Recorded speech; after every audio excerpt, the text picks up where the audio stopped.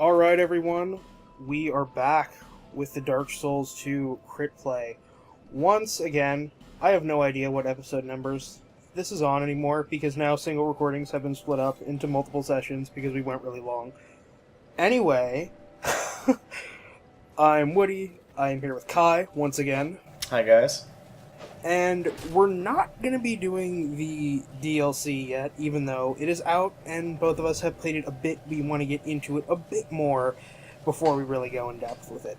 So we're going back to the main game and kind of the natural progression of the area we were going to next, and that's going to be Huntsman's Copse. Is it Copse or is it Copse? Is there... Copse? I think it's Copse. Okay, yeah. Huntsman's Copse. I'm pretty sure it's an actual word, so I'm sure that we can hunt down some exact pronunciation of it if we are so enthralled to. At any point in playing this game, did you refer to this area as Huntsman's Corpse? Not like in terms of the lore of the game. I heard a lot of other people calling it that outside of the game, Yeah. and boy, did it annoy me. Yes, I would agree with that. So, getting into Huntsman's Corpse. Main thing I like about this area, coming into it, is that this is probably one of the most well-designed visual areas of the game. I love the visuals in Huntsman's Copse. It looks okay, I guess. It kind of lacks this nice little radiant sheen that I think Darkroot Garden has, which is another dark foresty area. Darkroot Garden has like the lit up flowers and stuff. It very small but distinct touches make Darkroot Garden stand out. I think Huntsman's Copse is just kind of acceptable in terms of visual design. See, I would completely agree, because I will say visual design, probably one of the only things I like about this area. But, the visual design here, why I like it is because I don't think it's just a forest. And I agree with what you're saying about, Darkroot Garden. But Darkroot Garden is a very, very different kind of area, and that it's kind of trying to be mystical, magical, maybe a bit, fairy-ish. Right. It's not... It's a more positive area than this. Mm-hmm. Because I think, from a lore perspective, this area is pretty horrible. It is. In the terms of what is actually going on here. Mm-hmm. It is full of undead being repeatedly hunted and killed over and over again by insane torturers and executioners. And I think that this being a dark forest, there's just enough of a change to have it be not just a forest that I really like it. Yeah, I don't know. I think it looks pretty good. I can pretty much agree with... I don't know if I'm going to be as harsh with it. But yeah, it looks visually very strong. Mostly, I think, especially because of the area right after that. The two areas right after that look awful. Yeah, there's a couple of specific details I really, really like in this area. Mm-hmm. Dark Souls 2 does a really good job at setting up places you're going to go to being on the horizon right when you come into an area. Mm-hmm. And the visual of right when you get into this area of seeing Undead Purgatory for the first time is amazing. That is very true. That is one of the most evil-looking areas I have ever seen in a video game. Yeah. And one visual thing about Huntsman's Copse, the horizon, the skyline, whatever you want to call it, the backdrop, basically, for the level, is incredible. That backdrop is amazing looking. Even if it's probably just a 2D image, like, it looks so cool. While it does look great, it is another one of those cases of what the hell is going on with the geography in Drangleic. Because I believe that's supposed to be facing towards Majula, and it clearly is not where that backdrop is supposed to be facing. I think the backdrop encompasses a few different directions of the level, depending on where you are. In that case, it probably breaks geography even more. But, I mean, it's already, like, you're stepping on Legos, so whatever. I'll take some good art design if I get it, so... And the other visual thing that I do really like in this level is the random torchlight scattered all over the place, especially the hollows that carry torches here. Mm-hmm. I just think it's a nice visual design, too. As you were mentioning in Darkroot Garden, you kind of have the bright flowers. Yeah. I like that there's just kind of torches dotted around the environment, and you can see them from very far away. I kind of got a bit of a 5-2 vibe, Valley of Defilement from Demon Souls, sort of when you first get into the swamp and you get that big vista and you can just see all these little torches and not really any details beyond that. I did not quite get that vibe, but I get many other kinds of more, like, traumatizing vibes from 5-2, so that might be why. But what this area doesn't have, Huntsman's Copse, I mean, it doesn't have any bullshit. It barely has anything memorable at all in it in terms of design. It barely has anything. It's weird because it's set up as kind of this dark, deep forest with all this stuff hiding in the shadows, and this is like a 5-minute long area. If you don't bother doing any of like the weird side stuff. It's short, so it doesn't waste your time. It's not difficult. The enemies don't require any particularly special tactics except for some of the torturers that you don't even have to fight. And the level design isn't complex. It has a couple arguably kind of secret areas. The level design is pretty much a hill. Yeah, it's that's the main thrust of the level here. Right. Would you consider Undead Purgatory part of this area?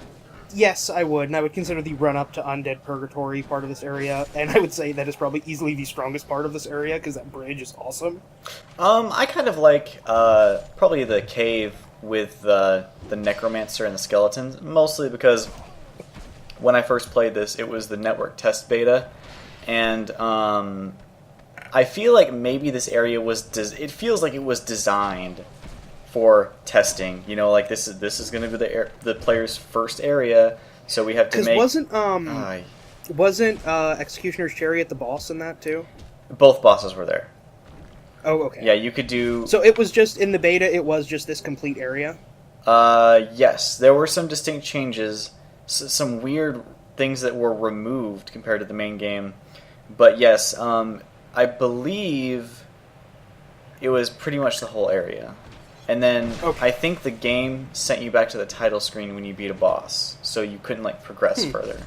As you were mentioning, the final portion of this area, past the Undead Lockaway bonfire, which I will get to in a moment, you get the split path here, which is the one path is to skeletons and necromancers, and the other path is alongside the cliff, and you get the key.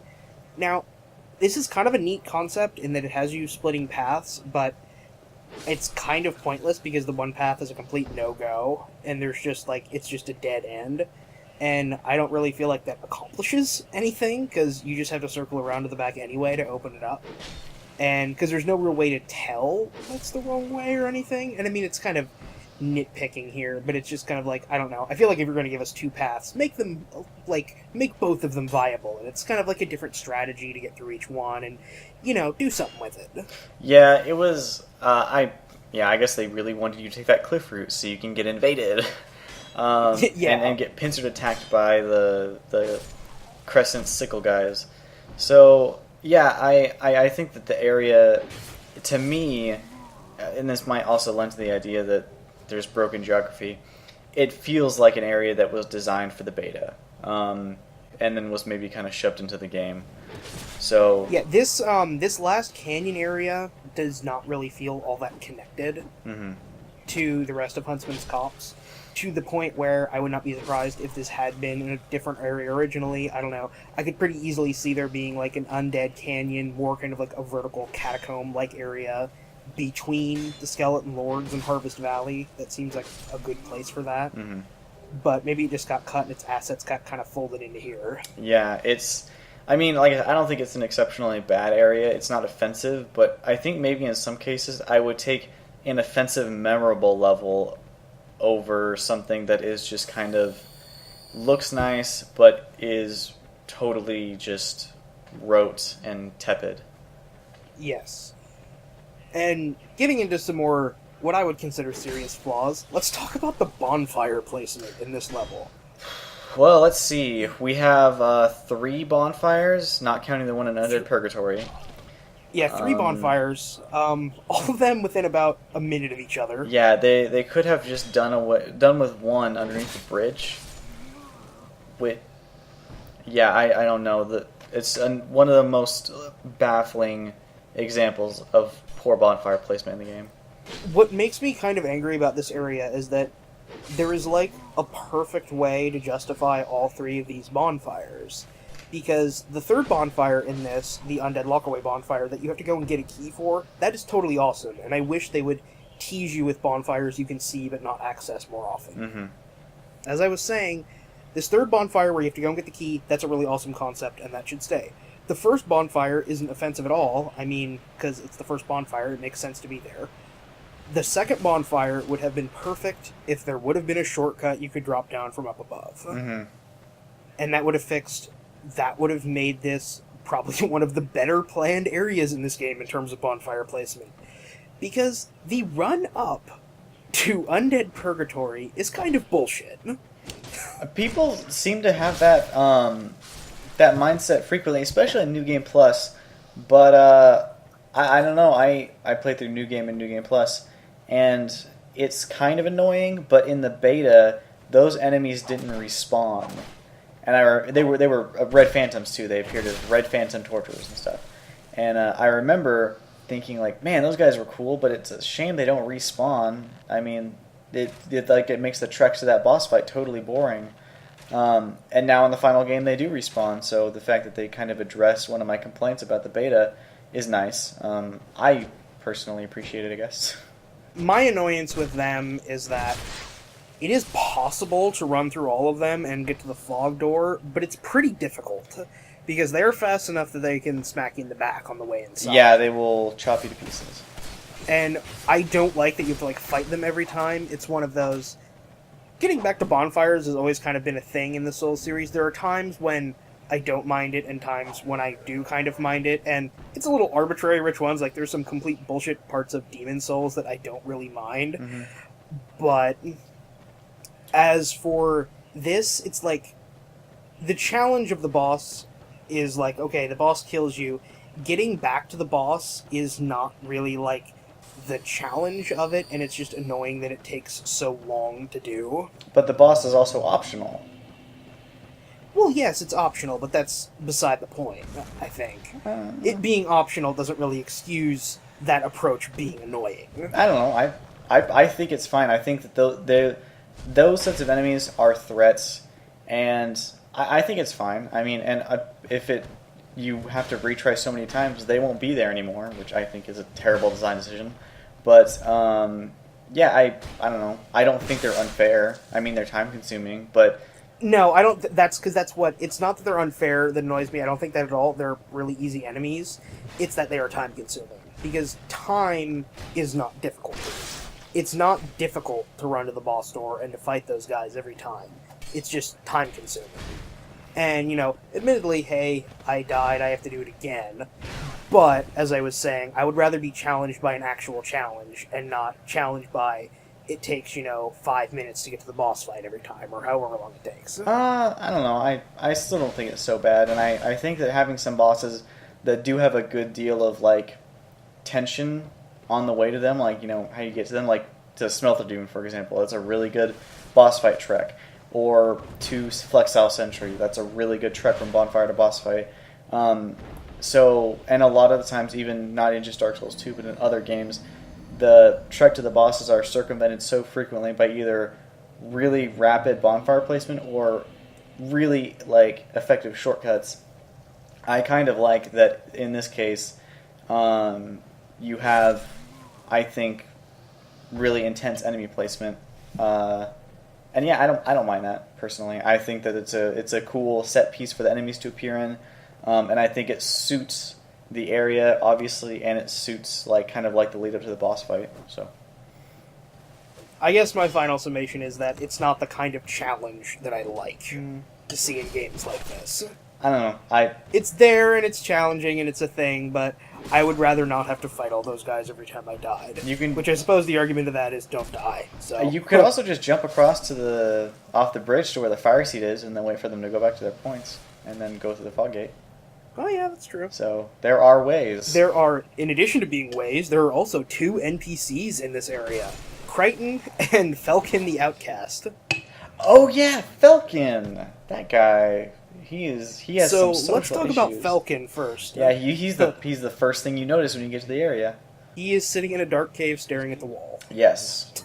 And he doesn't want anything to do with you unless you have X amount of intelligence and X amount of faith, I think. He's an alright NPC, and he's a good example of, like, Souls series world building. Mm-hmm. You know, he's got the whole dark obsession, but the character, like, basically does nothing throughout the game. He never leaves here, he never comes to Majula or anything like that. Right. So I don't really know if there's necessarily a lot to say about him. People seem to find him really attractive, I guess. I kind of like Laurentius in Dark Souls 1, I suppose. I think he has the same voice actor, doesn't he? Yeah, he is. Okay. This guy, he has the same voice actor, and he is basically like Laurentius, but like more antisocial. Yeah. I think he's kind of a neat NPC. I like his stuttering. I like that as you talk to him, he kind of opens up to you a little bit more and becomes more comfortable in talking to you. He doesn't have a plot. Yeah, he kind of has the same character arc as Laurentius does. Yeah, in that respect. He doesn't have so much of an arc to him, but I appreciated, his change from when you first talk to him to when you learn about, why he's interested in the dark and why he ditched his apparently, Hogwarts of witchcraft school he was going to.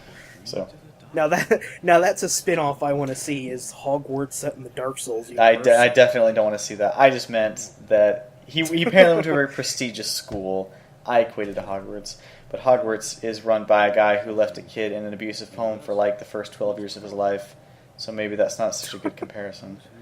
But anyway. Really, that would fit Dark Souls pretty well. So actually, no, that's true.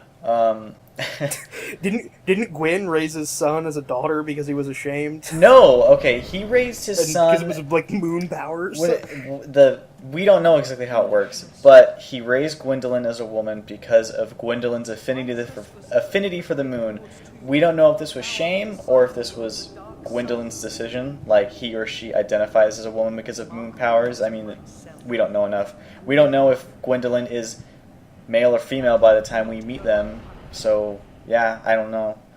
I kind of want to err on the caution that Gwyn was a respectable father in that regard. Maybe Gwendolyn is genuinely transgender. I don't know. Maybe Gwendolyn's a god and doesn't give a damn about pronouns. So, who knows? There are multiple ways. There's Falcon, right. And then there's Crichton, which I don't really necessarily have a lot to say about Crichton here. I'd probably get into him more later when we get into his actual plot line a bit more, but I love the contrast when you first meet him, that he is paradoxically a big dumb idiot who gets caught in his own trap, and also like a super badass guy. Because he has a cool voice, and he has a cool weapon, and he has cool armor. His design, I think the sketch for him in the art book, and it's not a sketch, but the illustration of him in the art book is my favorite. He has an amazing design, he's got a great voice, and it sounds like I'm complimenting him, like I'm like, like a guy, like he's got a great body and stuff, but you know what, maybe he does. So you looking swole, Crichton. Yeah, he is awesome, and he's one of my favorite NPCs in the game. So, for the specific enemies in this area, we get 2 Black Phantom NPC encounters. The one in the canyon is Merciless Rowena. You fight her near the boss door in the canyon. And it's a pretty, fight. I don't really think there's a whole lot special about it. After Jester Thomas, nothing stands out, except for one of the invasions. Well, to be fair, this was long before Jester Thomas. That's true. So. But the DLC has really, really gone above and beyond by making the Phantom invasions, a lot more interesting. And the second one, it's not an invasion, but it is the Black Phantom, and it's the Greatsword Orma or Reed Shield. God, fuck with that guy. the Greatsword that you fight on the bridge. Fuck that guy. See, that's a cool fight. I really like that fight. He isn't really that interesting to fight, but the setting of fighting like a greatsword guy on a bridge over a giant chasm, there's something like medieval Indiana Jones about it. If it actually occurred on the bridge, maybe, but it's like it just kind of feels like I'm fighting him in a dark alcove. I wasn't feeling it personally. See, I lure him out to fight him on the bridge because you can knock him off pretty easy. Oh, okay, I might have to try that then. And then the only other enemy I really feel that's of note here is the Torturer guys, because I think they're pretty cool.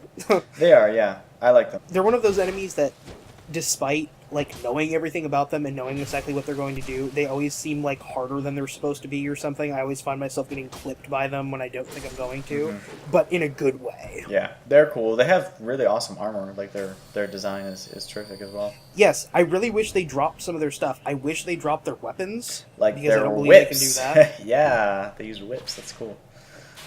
Well, they use whips, and they also use their big torture sticks, Yeah, too, which catch I think poles. easily could have been halberds or like a great axe or something with some weird properties to it.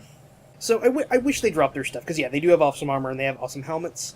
And speaking of items, this area has Ricard's Rapier, which you have mentioned before, and I think I have mentioned before. This is like one of the best weapons ever. It is so awesome. This weapon is the best. Well, okay, the old whip is the best, but this is like the second best. So Everything about Ricard's Rapier is great. If you haven't done a character to use Ricard's Rapier, you should go do that. yeah, and I learned halfway through my second playthrough that the strong attack is mashable. Amazing. Apparently they buffed it in a recent patch, so it's even better than it used to be. Oh, really? I did not know that. Yeah, I've been using it on NPCs, and it's pretty effective. So, yeah, the strong attack is great, especially with the bracing knuckle, so it's extra great. So, And this, I feel like, cheesing is good. I love that you can do that. It is an option.